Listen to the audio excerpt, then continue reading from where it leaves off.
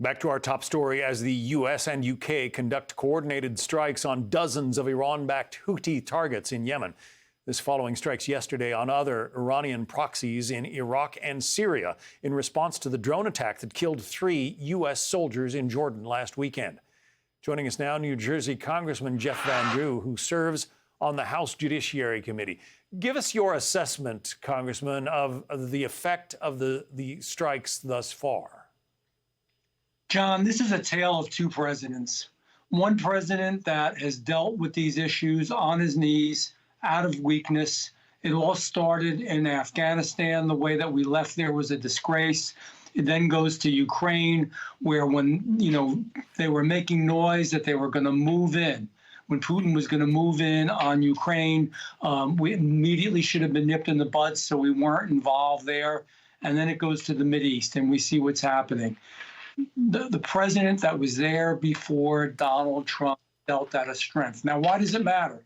Because we should be dealing with Iran directly and saying, if this continues, you're going to feel the pain. Now, nobody wants a full-scale war. Nobody wants a full confrontation. But they don't want to lose in Iran vital assets. They don't want to be attacked. They don't want to endanger their regime. And it has to be made clear to them that when sanctions were removed, that they're going to be put back in place. It has to be clear to them that their vital assets are going to be removed because of what they're doing. And it has to be clear from the United States to Iran that they cannot enrich uranium the way they are. They are getting ever so close to having their own nuclear weaponry. John, when you deal out of weakness, you breed war. When you deal out of strength, you breed peace.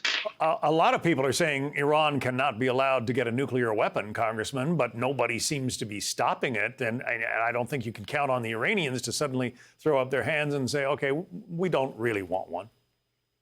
We're dealing with Iran like this is some civilized country in Europe or in the Western Hemisphere. Their philosophy is different. They will use every force they can to export terrorism and to bring terrorism into the Mideast, and more than that, to gain power on their own and wreak destruction on the world.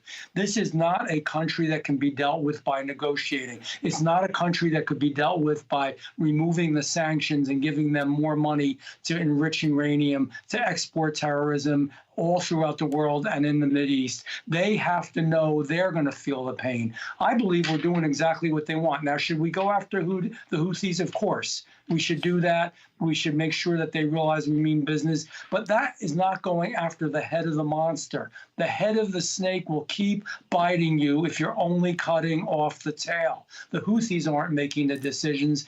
The Iranians are making the decisions, and we know that. It was such a big mistake to stop the sanctions, to show that we were getting weaker.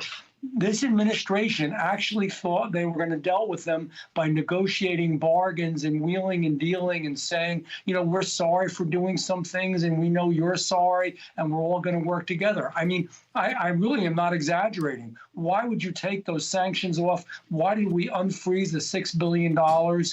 Why did we deal with them out of weakness? God knows I don't understand it, but we're never going to make any real headway, and we're going to get more and more involved. By the way, involved in Ukraine now. We're involved in the Mideast, and none of this existed 4 years ago. It sounds like you would advocate attacks on Iranian infrastructure itself. On key infrastructure and in certain areas. I don't mean a full-on war, but they have to know that they're going to feel the pain. I would first start with a serious conversation, not a conversation from weakness, a conversation that they would believe. A basic phone call, the Ayatollah and others there, you do this, you're going to feel pain. If you don't stop, you're going to feel pain. This is no time for weakness, because look what we've done, John. Look where we are. We're getting more and more involved around the world and getting ever closer to literally having full-scale wars where the United States is involved. I'm tired of bleeding our men and our women all around the world because we're not dealing with these individual countries the way that we should.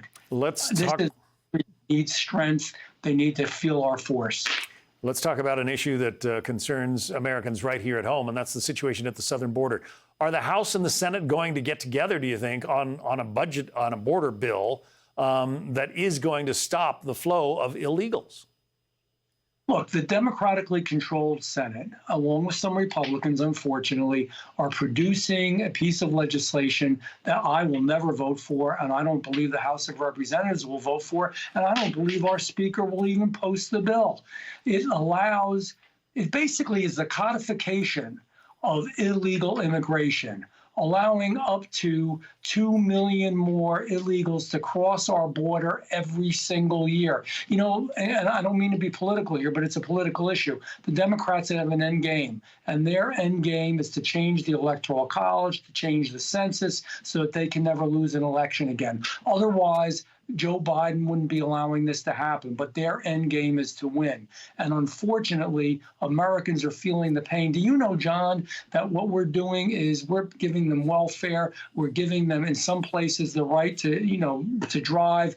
We're giving them ID cards. They're going to be able to vote. And more than that, they're going to be costing our country and the hardworking people who are breaking their back every day to make a living billions and billions of dollars. They're getting health care in some states, and our own Americans are still fighting to get health care sometimes.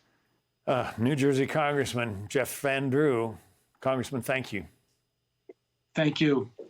Hey, Sean Hannity here. Hey, click here to subscribe to Fox News YouTube page and catch our hottest interviews and most compelling analysis. You will not get it anywhere else.